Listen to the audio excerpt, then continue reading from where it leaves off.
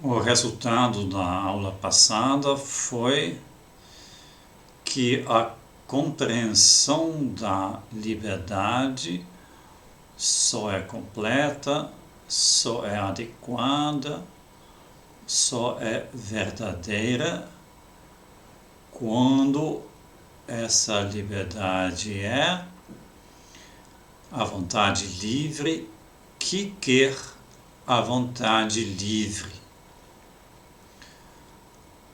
Quer dizer, a autorreferencialidade da liberdade.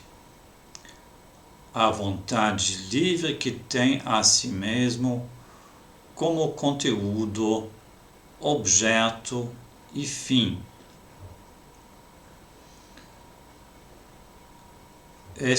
Essa autorreferencialidade, ela, para assim dizer, perpassa os três aspectos que identificamos no começo da aula passada, os três aspectos da noção comum da liberdade, que são consciência, deliberação e escolha, ou, em outras palavras, um aspecto um pouco diferente, autoconsciência, razão e espontaneidade. Em todos estes três aspectos, a vontade verdadeiramente livre é autorreferencial. Então, apenas quando eu, em minha mente, em meu espírito, realizo este querer, eu sou verdadeiramente livre, eu enquanto sujeito individual. Contudo, essa vontade ela já tem uma implicação transindividual ou universal.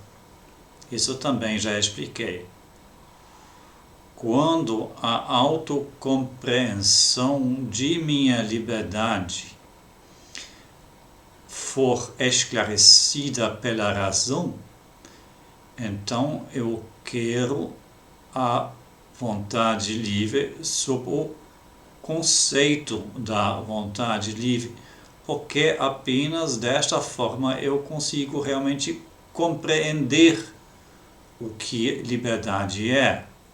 Sem conceito não tem compreensão, só tem sentimento, noção vaga, alguma coisa, mas não compreensão. Contudo, uma autoconsciência que não realmente compreende a si mesma, que não sabe o que na verdade é, não é realmente auto-saber, não é autocompreensão e não pode ser liberdade verdadeira. Se a liberdade verdadeira quer a si mesma, mas não sabe quem ela é, o que ela é, então ela não quer verdadeiramente a si mesma, porque simplesmente não sabe, né, o que ela é.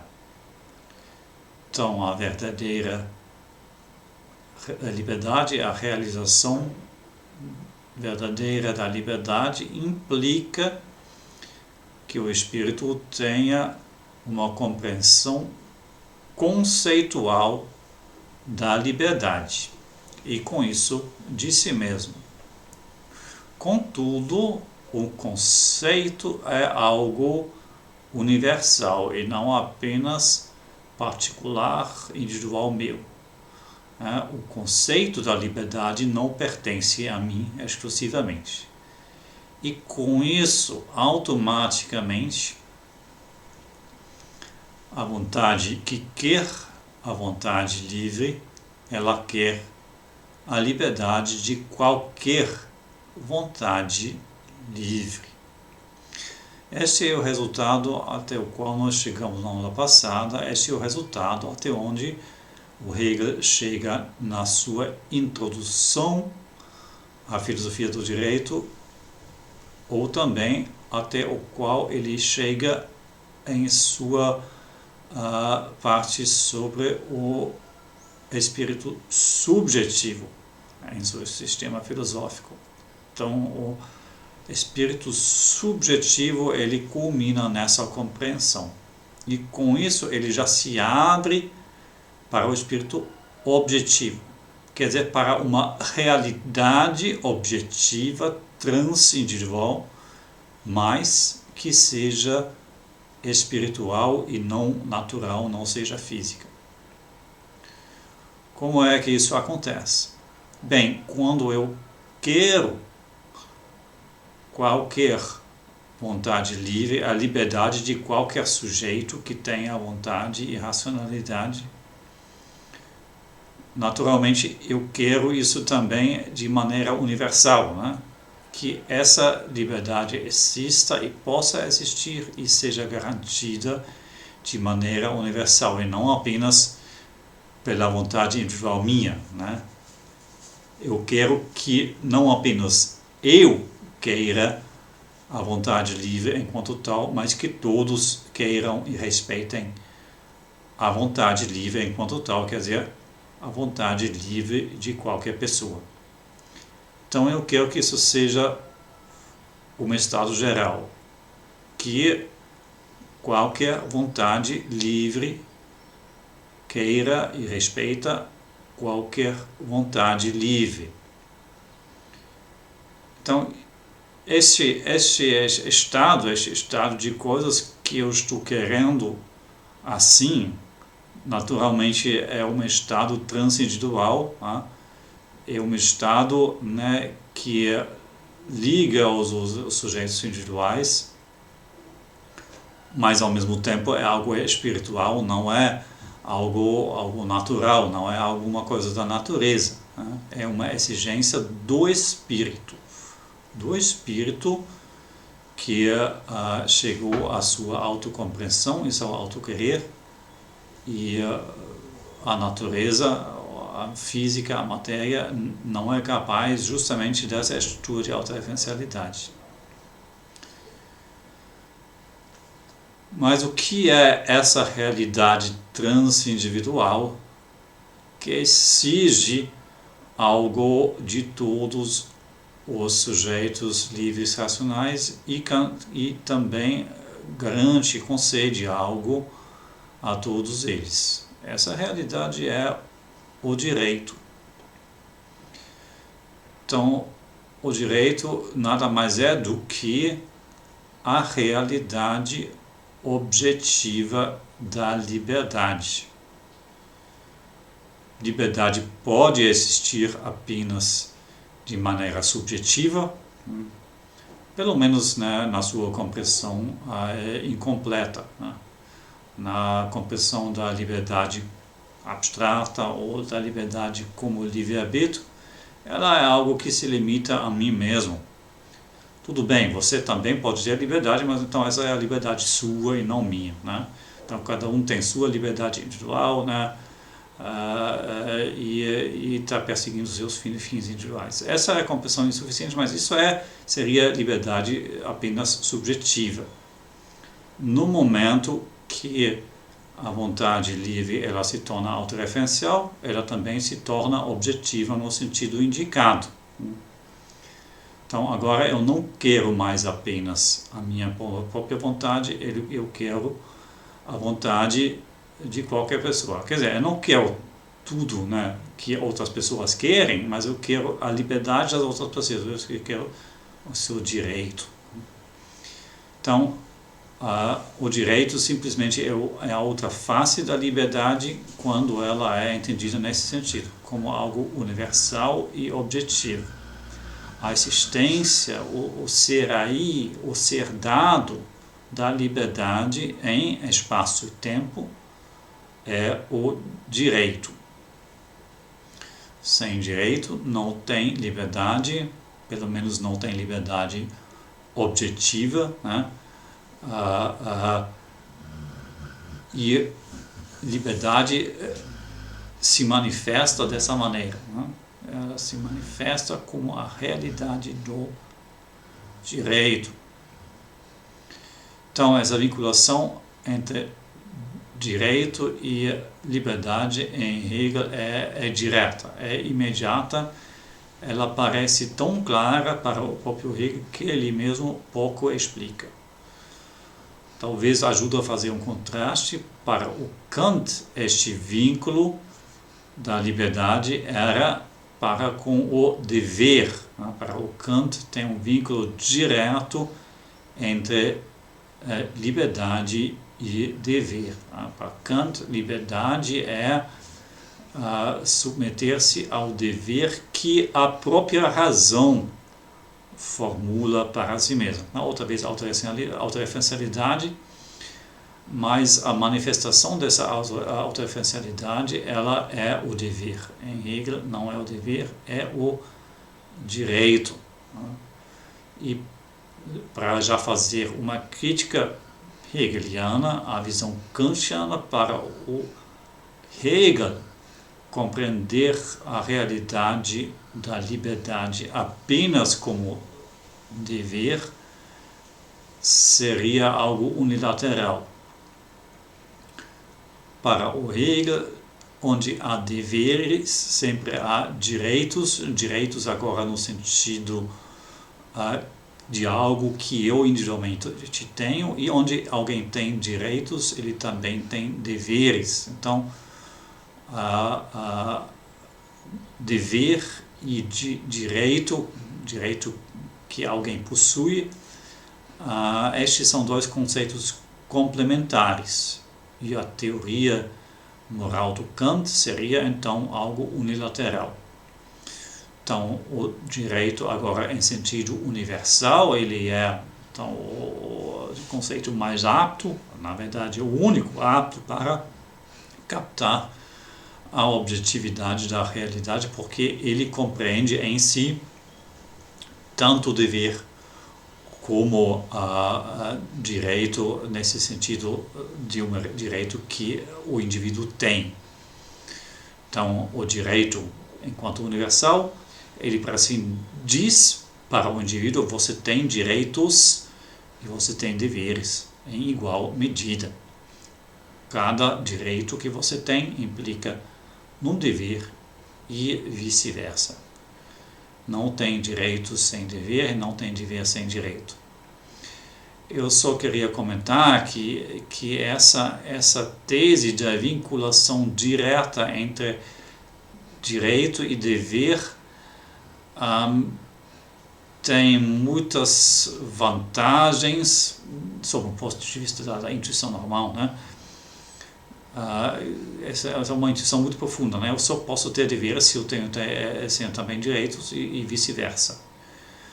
Contudo, tal visão ela pode tornar-se problemática quando você quer defender direitos de seres que não podem obedecer a deveres. E exemplos disso são crianças pequenas e animais. Animais não podem ter deveres porque não compreendem dever, mas eventualmente podem ter direitos.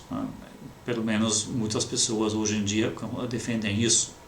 Eu também defenderia, mas aí não quero entrar na discussão das minhas opiniões particulares. Eu só queria chamar a atenção a este ponto, né?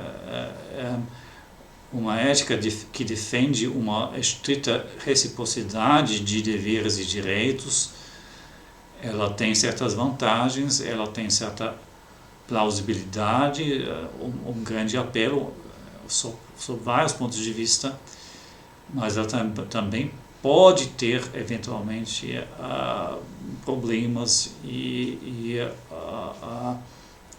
talvez mostrar-se insuficiente para resolver certos problemas. Aí, com isso, concluo minha observação e volto à explicação da teoria do Hegel. Então, a realidade objetiva da liberdade é o direito. E com isso, essa é simplesmente a outra face dessa tese, o espírito se torna objetivo. Então, o espírito pode também ser algo objetivo, não apenas algo subjetivo, individual. E, por assim dizer, a evidência disso é justamente o direito. Né? o direito é uma realidade objetiva, transindividual, mas ela não é uma realidade física. Ela é uma realidade estabelecida a partir de indivíduos. No caso do nosso planeta, pelo menos, né, de indivíduos humanos. Mas uma vez que ela é estabelecida, ela não é uma realidade apenas de indivíduos, algo que reside apenas na mente de um indivíduo. Claro, se pode defender que essa é uma ilusão, ou isso é apenas um modo de falar, né? O direito existe. Na verdade, só existe uma noção na mente individual de cada indivíduo, né? Cada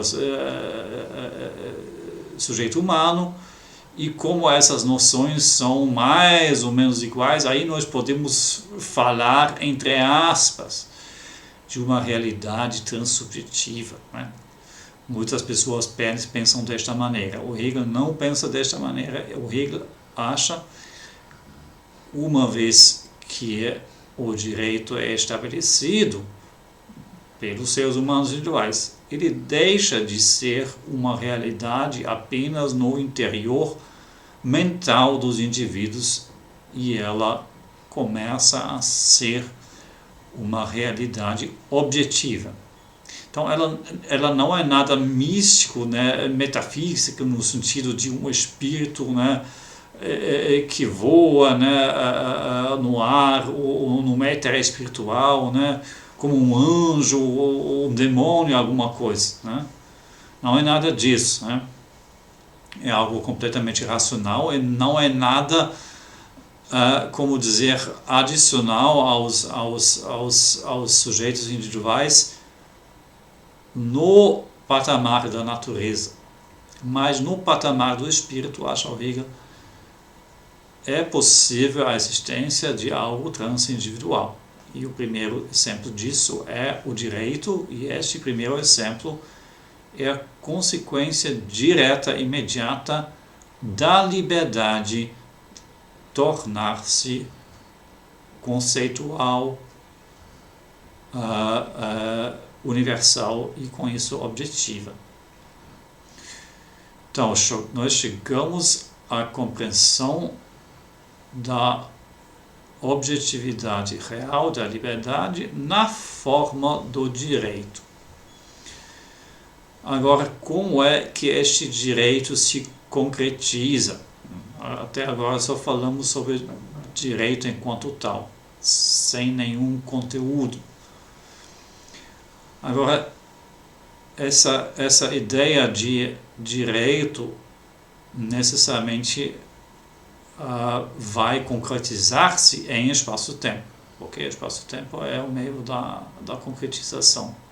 Senão, este conceito ficaria algo abstrato, vazio.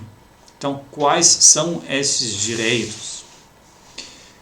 E aí o Hegel diz que para dar conteúdo a esse direito, dar conteúdo a essa liberdade,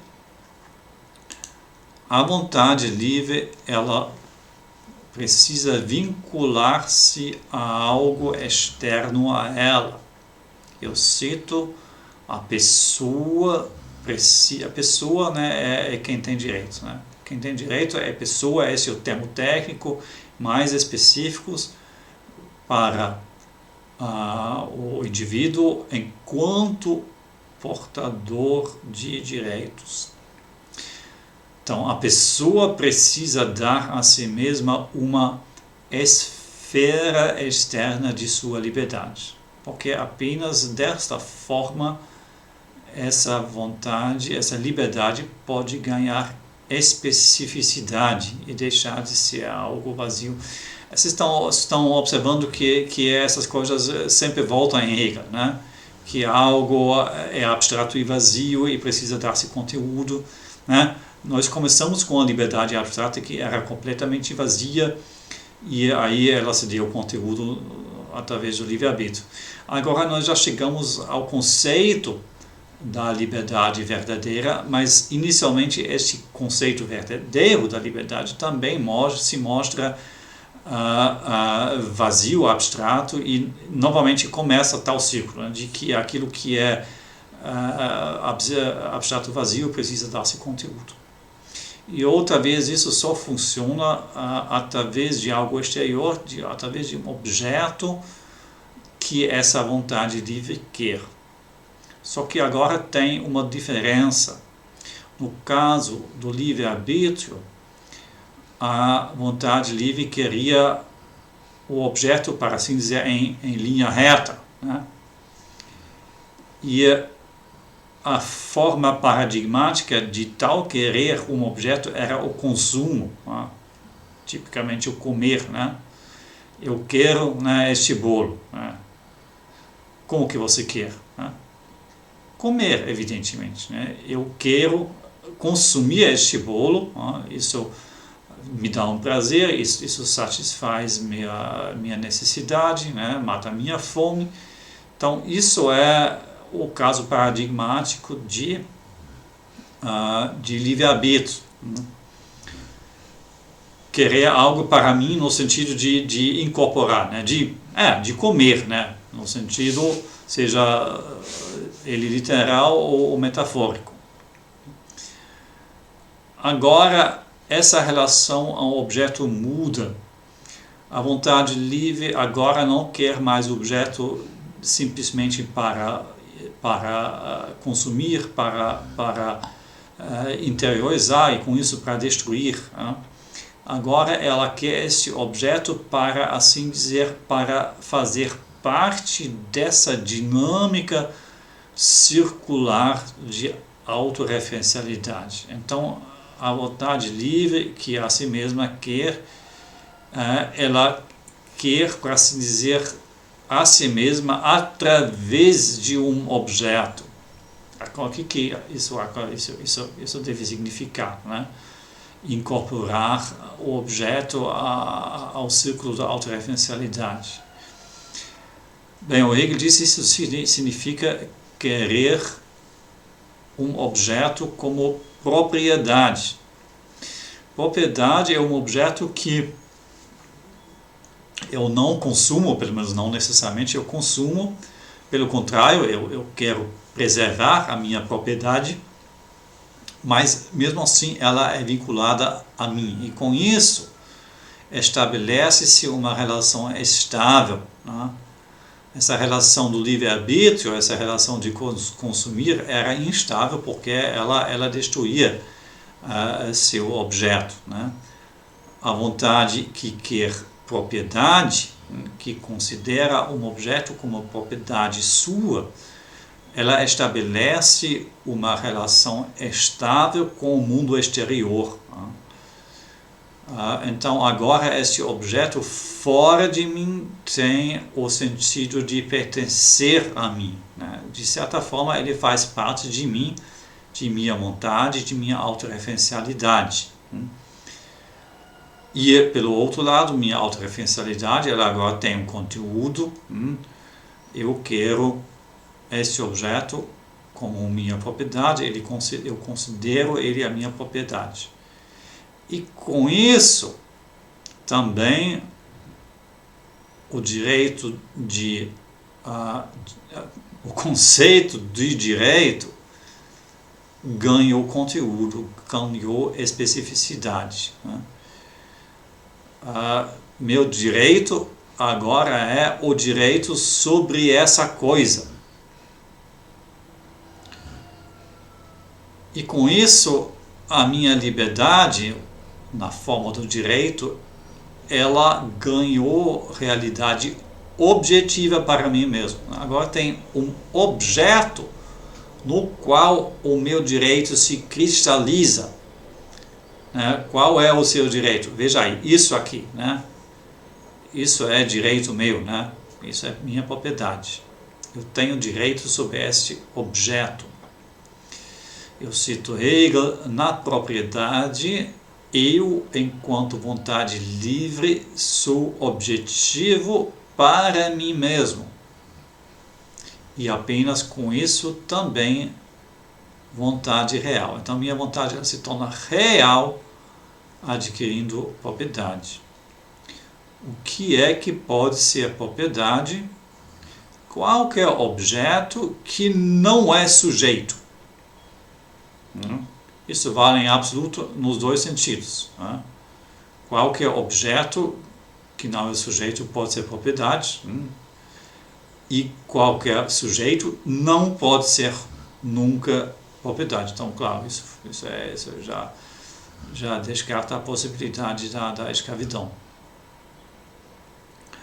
Então, o Hegel é um grande defensor da propriedade. Isso vai desagradar tanto aos marxistas quanto aos religiosos, né, que normalmente acham que propriedade seja alguma coisa, como dizer, né, o desejo pela propriedade seja algo espiritualmente baixo e é melhor não ter propriedade e viver na pobreza. Então o Hegel, ele critica, né, ainda não critica o marxismo, evidentemente, mas ele critica especialmente essa postura monástica de que propriedade é algo ruim. Claro, né, você pode ter a sua opinião individual sobre isso, né? Eu também não concordo com o Hegel, mas para o Hegel é isso. Para o Hegel, propriedade para assim dizer, um valor espiritual. E para ele, quando algum objeto da natureza, quando ele só se torna propriedade de um sujeito, ele é, para assim dizer, elevado a um patamar espiritual. Porque direito à propriedade é algo do espírito. E isso, para assim dizer, dá uma dignidade ao objeto natural que ele por si mesmo não tem. Que ele agora participa de algo superior à natureza, que é o espírito. Para assim dizer, a espiritualização das coisas, né? A sua apropriação. Naturalmente, né, eu posso apropriar-me de todos os objetos naturais que ainda não são propriedade de outra pessoa. E, claro, né, hoje em dia, já nos dias de Hegel, né, quase tudo já é propriedade de alguém. Bem, mas voltando a esse aspecto da espiritualidade da propriedade, né, quando eu estudei na Índia, né, uma vez ouvi um discurso de um budista que argumentava que propriedade é ilusão. Pegue aí alguma coisa sua, né? Não sei o que, né? Sua caneta, né? Sua cadeira, sua mesa, e agora faça uma investigação, né? Leva esse objeto ao laboratório para um cientista investigar com seu microscópio, com seus instrumentos, se em algum lugar dessa matéria ele encontra uma marca de sua propriedade, de que isso é sua propriedade, né? Veja lá nas moléculas, né, nos átomos, se tem aí inscrito propriedade de Conrad ou tal coisa. É lógico que não há, né? E também quando um objeto passa a ser propriedade minha, né, porque eu me aproprio dele ou porque eu compro, né, nada muda neste objeto, nada muda nele no nível natural, né? Então é alguma coisa completamente artificial, né, fictícia, ilusória, essa concepção de propriedade, né? Propriedade não muda nada nas coisas, assim disse este budista. E, para assim dizer, no seu contexto, esse é um argumento bastante plausível, né? Mas o Hegel diria, isso só mostra que você não entendeu o que é espírito, né? Evidentemente, aquilo que é espiritual não é natural, não se mostra na natureza, não pode ser evidenciado na natureza. Na natureza você não vai encontrar, né, nenhuma indicação de propriedade. Como também natureza você não vai encontrar nenhuma indicação de certo ou errado no sentido moral. Quando acontece algo imoral, aí você pode fazer uma investigação física, química, biológica, seja que for, né?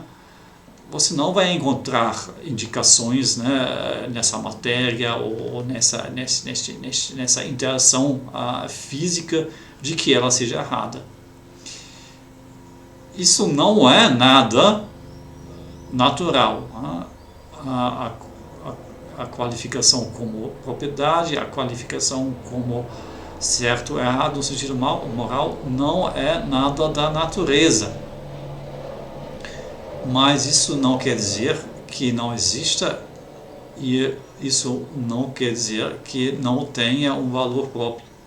Bem pelo contrário, isso só mostra de que além da natureza tem outra esfera, e essa esfera é o espírito. E na esfera do espírito não há apenas realidades subjetivas, mas também objetivas. E o direito à propriedade, ela é tal realidade objetiva do espírito. Então nunca você vai encontrar propriedade na esfera da natureza.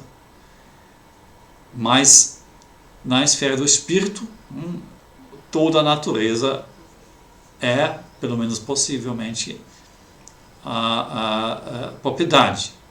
E com isso, o natural, para assim dizer, é elevado a este patamar de espiritualidade. Ele agora faz parte do espiritual, mesmo que ele mesmo não tenha espírito, né? Essa mesa não tem espírito, né? Essa caneta não tem espírito. Mas enquanto propriedade minha, eles fazem parte de algo superior à esfera da natureza, fazem parte da esfera do espírito.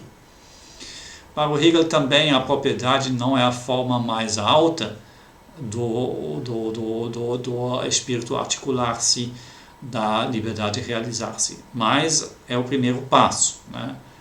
E com isso tem grande valor. Então Hegel é um pensador que atribui um valor espiritual à propriedade. Eu acho isso pelo menos interessante, né? Mesmo se você não concorda, né? Eu acho que ele é o primeiro pensador a fazer isso, né? Antes a filosofia tinha sempre uma tendência de desvalorizar a propriedade, pelo menos no sentido do apego, né? Você não deve apegar-se a coisas materiais, né? O filósofo tem valores superiores à propriedade, a possuir coisas físicas, né? Essa é a opinião não comum, mas predominante entre os filósofos, e aí, né, tanto dos mais conservadores quanto também dos mais progressistas, né? E o Hegel é, pelo meu conhecimento, o primeiro que desenvolve uma verdadeira filosofia da propriedade. Claro, tem pensadores que preparam essa visão filosófica, mas são mais da economia, como Adam Smith, por exemplo, né? Ou também o liberalismo até certo grau, né? Mas lá é mais um direito abstrato que você tem, não algo que tem um valor adicional espiritual nesse sentido. Então, quando eu tenho propriedade, eu, para assim dizer, participo deste mundo do espírito objetivo. E renunciar a qualquer tipo de propriedade para o Hegel seria excluir a mim mesmo disso, né? Então aí eu volto para essas formas anteriores da liberdade, por exemplo, essa liberdade, né, formal abstrata, né, que acha que a liberdade é desvincular-se de tudo, de destruir qualquer especificação, qualquer conteúdo, qual é a limitação. Para o Hegel isso é errado. Para o Hegel, liberdade verdadeira é ter propriedade e, através da propriedade, participar do mundo do direito. Bem, para o Hegel, como a propriedade é o direito mais fundamental, não o direito mais alto, mas o mais fundamental, ele explica qualquer tipo de direito fundamental como direito à propriedade. Então, ele também explica o direito à vida, ao próprio corpo, a coisas como ar para respirar, a comida, bebida, ele explica como direito à propriedade. O meu corpo, para Hegel, ele é propriedade e por isso, outros precisam respeitar meu corpo, não podem machucar-me nem matar-me. Isso também foi criticado por muitas pessoas e também me parece contraintuitivo. Mas vocês vão formar sua própria opinião sobre isso. Para o Hegel tem certos direitos fundamentais, que são, evidentemente, direitos fundamentais à propriedade, que são justamente o direito ao próprio corpo. E neste caso, a propriedade ela é inalienável, Você não pode vender seu próprio corpo, mesmo se você queria. Então, isso para o Hegel é direito fundamental. O Hegel não usa o termo direitos humanos, não vou entrar nessa discussão aqui, mas sim direitos fundamentais. Então, o Hegel defende que há direitos fundamentais e ele formula esses direitos fundamentais como direitos a certas propriedades, e entre essas, em primeiro lugar, a propriedade de meu próprio corpo. Naturalmente, eu não tenho apenas uma propriedade, mas tipicamente eu tenho muitas, além de meu corpo, objetos exteriores. Então, a vontade livre, ela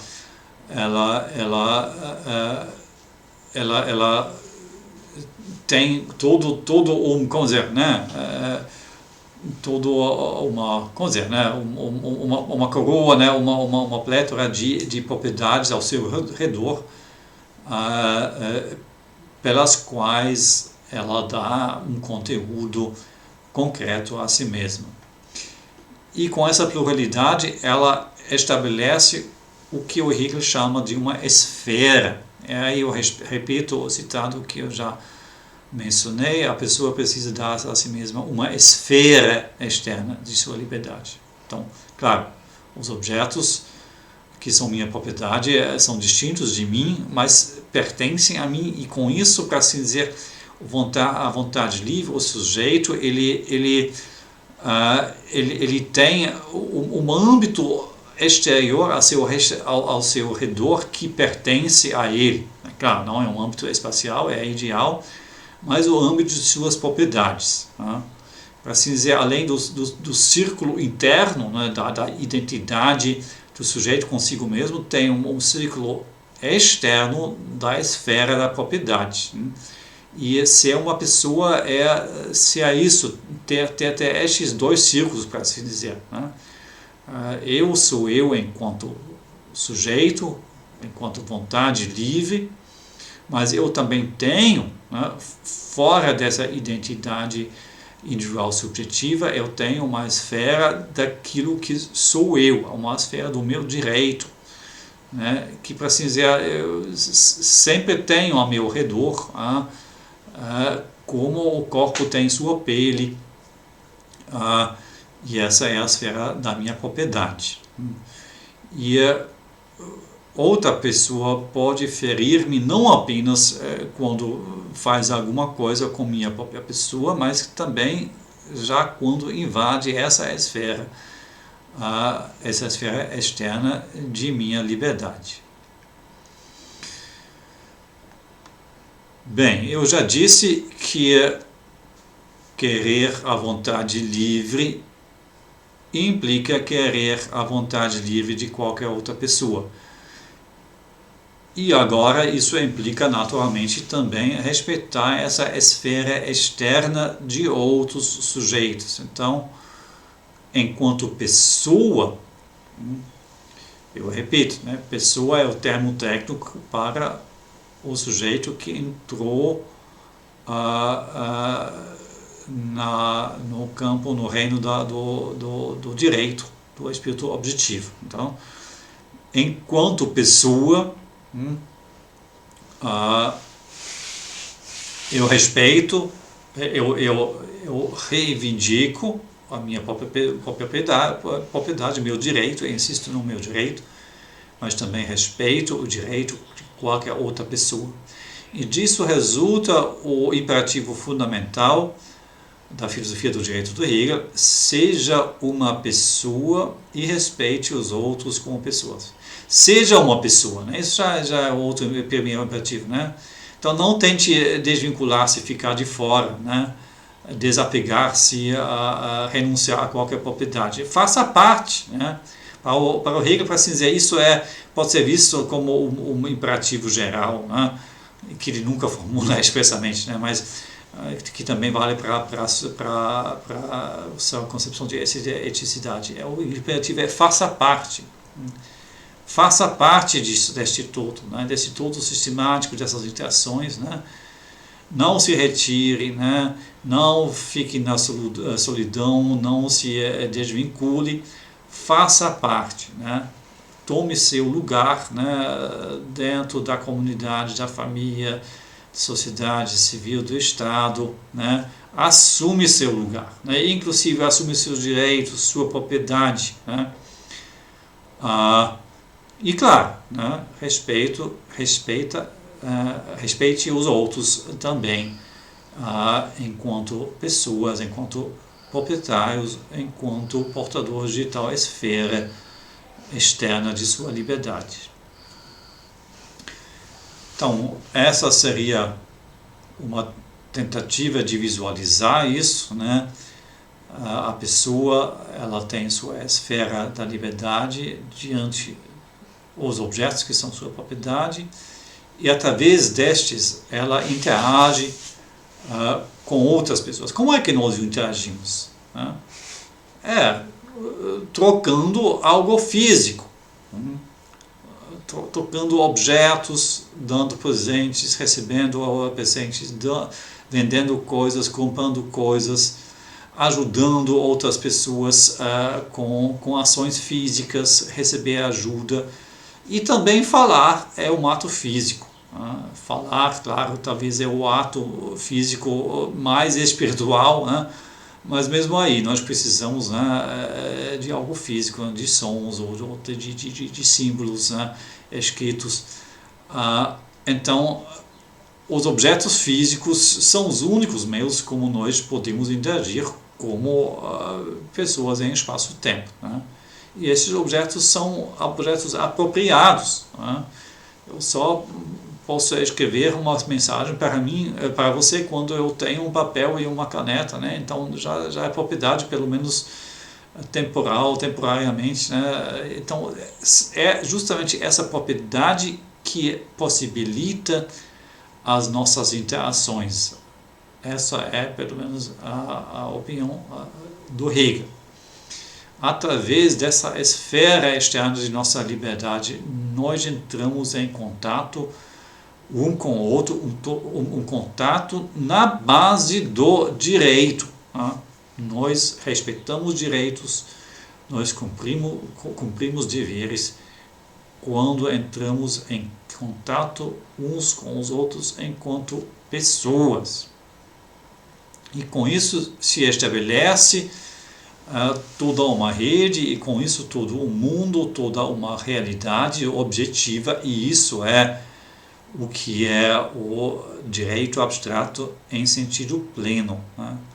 Um reino, um todo, né, de pessoas individuais que são interligados por direitos que se referem às suas propriedades, né? Então, nós, as pessoas, formamos uma rede, formamos o mundo espiritual, o mundo do direito, né?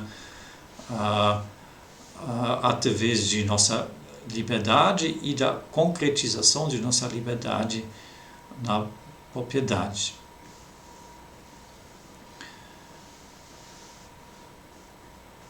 Aí, como sempre em Hegel, né, tem um desenvolvimento, tem vários passos da compreensão e de desenvolvimento dessa ideia do direito abstrato, do direito da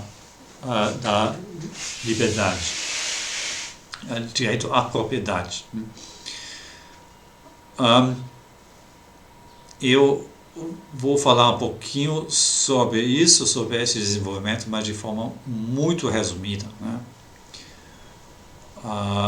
Então, quem quer realmente saber como isso funciona precisa ler o texto do Hegel. Eu vou apenas dar um esboço muito simplificado. Então, o primeiro passo é que quando as pessoas têm propriedades, cada uma por si só, no primeiro instante eles têm a propriedade, respeitam a propriedade do outro, tudo bem, mas logo eles entram numa dinâmica, e essa dinâmica é de trocar propriedade, de vender e comprar. E isso, a forma institucionalizada disso é o contrato. Agora, o contrato pode ser escrito, expresso, né, ou pode ser implícito, né, quando duas pessoas concordam em trocar sua propriedade. Então, isso também é contrato nesse sentido mais amplo.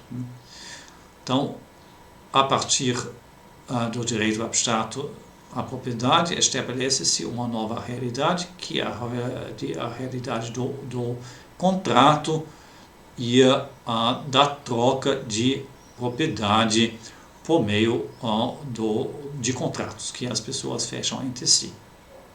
Naturalmente, isso também inclui o trabalho. Quando eu presto trabalho a outra pessoa, isso também é um tipo de propriedade que eu troco. Então, esse é o segundo passo. O terceiro passo é que, uma vez que essa dinâmica se desenvolve, como isso é alguma coisa em espaço-tempo, né, sob condições da contingência, surgem mal-entendimentos, surgem conflitos e surge também o crime, quando tem a possibilidade de trocar a propriedade de maneira correta, né, conforme o direito também, naturalmente, né, se abre a possibilidade de fazer isso contra o direito e roubar. Né. E com isso abre-se uma nova necessidade, a necessidade de cuidar do direito, né, porque o direito não é simplesmente dado, ele pode ser ferido, né, e com isso o direito, para assim dizer, deixa de existir, deixa de ter validade. E isso, né, traz consigo a necessidade que o direito seja reestabelecido. E como é que isso pode ser feito? Né, inicialmente, né, por um sistema de vingança, né, mas isso é algo subjetivo, né, que não corresponde à objetividade do direito. Né. Então, o direito também precisa ser cuidado de maneira objetiva e não apenas subjetiva e individual. Né? E quem faz isso é o juiz. Então, o juiz, a pessoa do juiz surge, né, num terceiro passo dessa dinâmica do desenvolvimento do direito abstrato. E agora nós chegamos a algo interessante, né? Nós chegamos agora à concepção de alguém que, para assim dizer, está acima de tudo isso, que não participa deste intercâmbio, mas cuida deste intercâmbio. Claro, né? Enquanto pessoa, o juiz também pode ter propriedade e fechar contratos, mas enquanto juiz, né, ele não faz parte, mas ele é um terceiro desvinculado que julga de maneira neutra. Então, essa é uma nova concepção que surge aqui. E como o juiz, né, para assim dizer, não para assim dizer, ele é aquele que cuida do direito, que garante a realidade objetiva do direito, né? Aí, a partir daí, né, o espírito chega à conclusão, isso é que pelo menos internamente cada um de nós deveria fazer, né? Cuidar da realidade objetiva do direito e com isso da liberdade. E este passo da interiorização da função do juiz, este passo nos leva a uma nova esfera. A esfera que não é mais aquela do direito abstrato, mas da moralidade.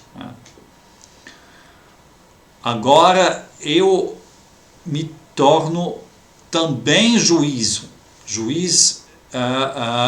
do direito, né? Internamente. Claro, não. Na realidade social tem ainda os juízes, né? Mas para ser internamente, na minha mente, né, eu também cumpro este papel de julgar se algo é certo ou errado. Eu não deixo isso apenas para o juiz, eu mesmo tenho este dever, né, de julgar em primeiro lugar, minhas próprias ações, né? Então, eu mesmo devo, né, cuidar, né, da correção de minhas próprias ações, e isso é que se chama moralidade. Isso é moral, né?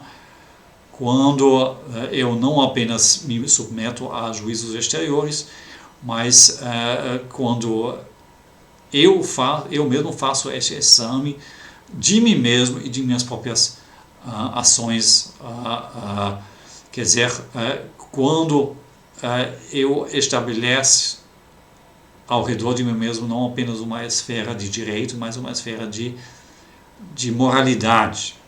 É isso que este esquema deve simbolizar, né?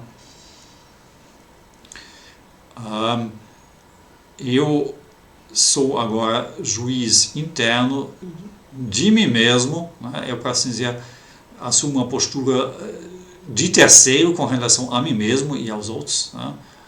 Em segundo lugar, eu também julgo os outros, né? Então, agora, para assim dizer, o direito ele é interiorizado, né? Ele é agora algo que eu mesmo decido, do qual eu mesmo devo cuidar, né? E isso se chama moralidade ou também ética individual. E o Hegel ele identifica essa postura, né, da moralidade, ou mais exatamente essa postura que diz que a realização verdadeira da liberdade ela acontece na moralidade. Ele identifica essa postura com o Kant, com o Fichte e com muitos outros pensadores, mas estes dois são os exemplos paradigmáticos, né, dessa postura, né? Liberdade se realiza na moralidade. E o Hegel identifica essa postura com este segundo passo, o passo da interiorização do direito abstrato e mais exatamente dessa função do juiz que garante, que cuida do direito abstrato e que reestabelece a validade do direito quando ele for ferido. Bem, o Hegel critica, né, essa visão da moralidade, né? Primeiro, ele valoriza, né? Esse é um passo indispensável, muito importante, né? Assumir, para assim dizer, essa responsabilidade pelo direito, né? Pelo reto e o errado, assumir essa responsabilidade por mim mesmo, né? O sujeito precisa fazer isso e com isso ele se torna sujeito em sentido moral, né? Então, na esfera do direito, né, o indivíduo é pessoa, na esfera da moralidade ele é sujeito no sentido moral, né? Bem, isso é indispensável, né? Isso é um grande passo muito importante, né?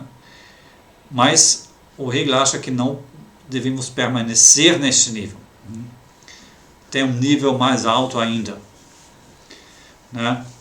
E quando uma pessoa permanece nesse nível, né, aí isso é muito errado, né? Isso limita, isso até destrói a liberdade. Porque qual é essa dinâmica da moralidade? Começa com a umidade, né? Assim como eu indiquei, né? Eu mesmo devo cuidar, né, do reto e do errado. Eu mesmo devo ser juiz, né, e antes de mais nada de mim mesmo, né. Eu não devo simplesmente, né, seguir os meus impulsos, meus interesses. Eu mesmo devo julgar. Eu devo, para assim dizer, assumir uma postura distanciada a mim mesmo, as minhas inclinações, meus interesses individuais e para assim dizer, a partir de uma visão neutra, universal, né, julgar. Será que isso é correto, o que eu quero? Será que isso é certo? Ou será que isso é errado? Né? Então, para assim dizer, eu entro em distância com relação a mim mesmo, enquanto indivíduo, me torno um juiz universal com relação aos meus interesses particulares, defendo, para assim dizer, diante de mim mesmo, o universal, o direito, né? E depois, né, faça a exigência a mim mesmo, né, de agir moralmente, de fazer o certo e não o errado, né? Mesmo que talvez eu não goste, né, minhas inclinações não concordam, né? Isso é moralidade. Então, começa assim, né? Só que logo, para assim dizer, essa umidade, né, ela se converte em arrogância, porque com isso eu também reivindico que eu seja capaz de fazer isso, né, de ser juiz desvinculado, universal. Claro, em primeiro lugar sobre mim mesmo, mas logo em segunda instância eu também vou julgar os outros, né? O moralista, né, ele não se contenta em julgar a si mesmo, de ser uma pessoa moral, ele também julga sobre os outros, se eles são morais ou não. Né? E o critério, né, o padrão de medida deste julgamento, naturalmente, é o individual dele, né, a consciência moral individual de cada um. Né? Essa é a última instância. Né? Então, a última implicação dessa postura da moral é, em última instância, sou eu quem decide universalmente e em absoluto sobre o certo e errado. Em última instância, o que conta é a minha própria consciência moral. Claro, não meus interesses particulares, né? Mas sim essa convicção moral que eu individualmente tenho. Né? Nada tem validade acima disso. Né? Claro, a minha ideia é que eu não estou defendendo algo individual para interesses particulares, eu estou defendendo o universal, a moralidade.